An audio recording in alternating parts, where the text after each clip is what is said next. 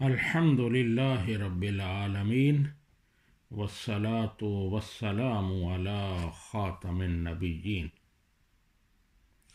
احباب، سوال ہے کہ عقیدہ ختم نبوت کیا ہے، اس کا معنی و مفہوم کیا ہے، اور آج کی ہماری گفتگو کا عنوان یہی ہے۔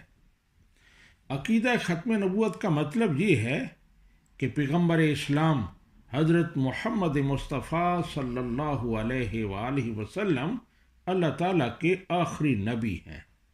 حضرت آدم علیہ السلام سے انسانیت کی ہدایت کے لیے نبوت کا جو سلسلہ چلا تھا وہ پیغمبر اسلام صلی اللہ علیہ وآلہ وسلم پر مکمل ہو گیا اور ختم ہو گیا۔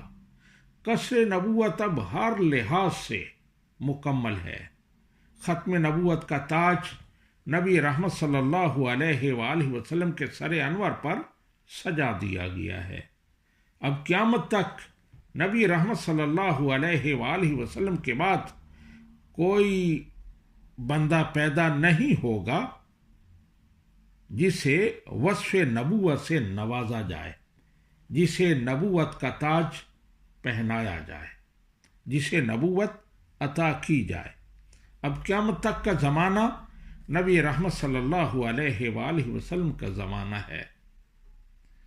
قیامت تک آپ کی نبوت جاری و ساری ہے۔